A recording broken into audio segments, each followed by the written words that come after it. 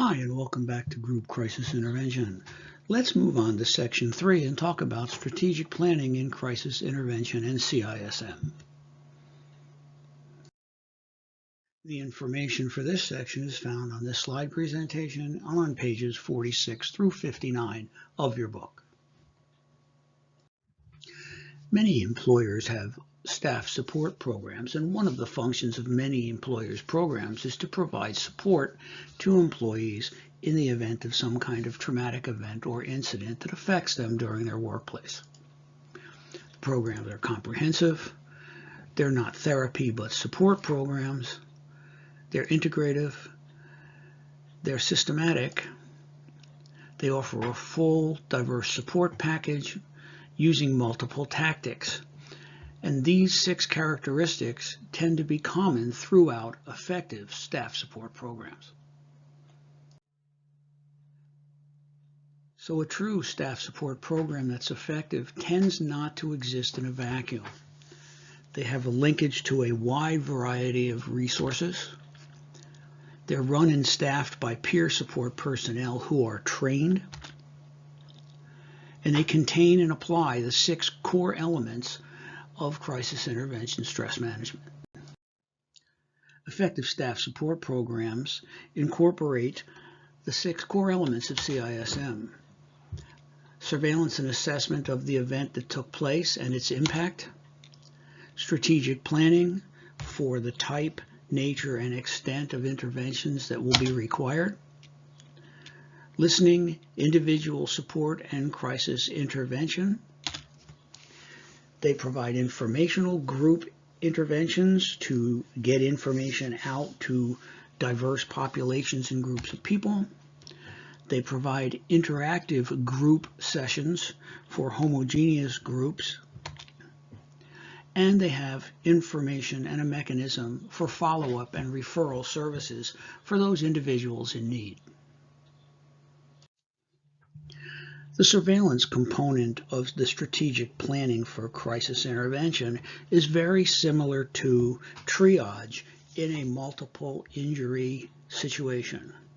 You have to survey the situation, see what needs to be done, see how things are working, see how people are being affected so appropriate decisions can be made. You have to look and listen to what's going on. Now, obviously, if there's an emergency or urgent situation that requires someone to deal with it, you do that. Otherwise, monitor how people are being affected by this traumatic event so that better decisions can be made about what interventions are necessary. So we want to look at the circumstances. What caused this problem? What is this? Is this a small situation? Is it a bleacher collapse? Is it a natural disaster? What's going on here? How large or what is the magnitude of this event? Is it something that takes place with an athletic team in a gymnasium and it's upsetting to the fans and the surrounding people? Is it a bus accident where multiple people are hurt? Get a handle on what's going on and how big it is.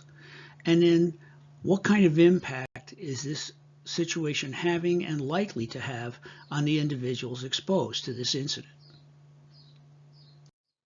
So in developing a crisis strategy, you have to decide what you need and are you ready.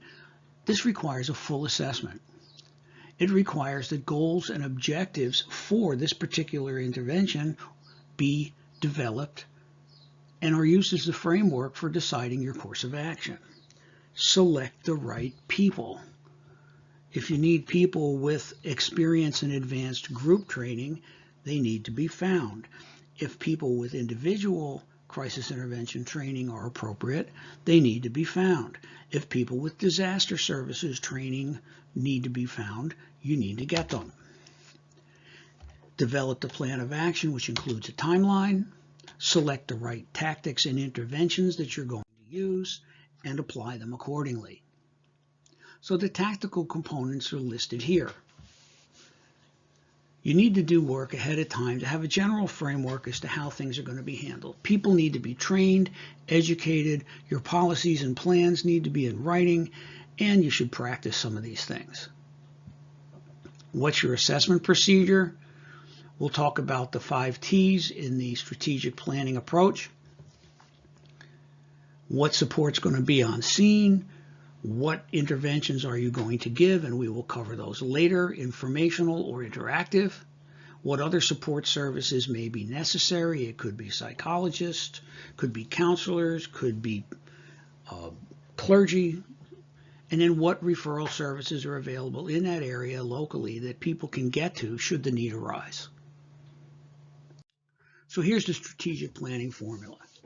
We refer to it as the 5 T's. So these are the things that we need to consider when we're planning a crisis intervention, especially when you have a group crisis intervention. What's the theme? What's going on? What's the nature of the people?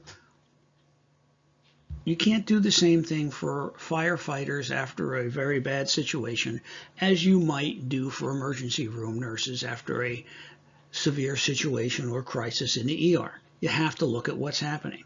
What's the target population or the people who are the targets for the interventions you're planning to give?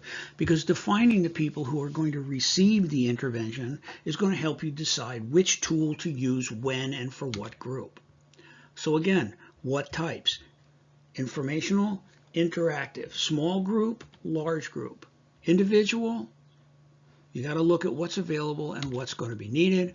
Timing means when are you going to do the things that you're selecting to do? Do they happen now? Do they happen 24 hours from now? Do you wait a week? All of this needs to go into your plan. And then the makeup of your team. Who's there? What do you need? How many mental health providers do you need? What type of training and how many different interventionists do you need? And the whole thing needs to be put together so you go in prepared. So under the concept of theme, we talk about issues, concerns, questions, what's happening, potential dangers, what can threaten the quality of your intervention. And you need to think about them before you go into the situation. Who needs assistance and sometimes who doesn't need assistance?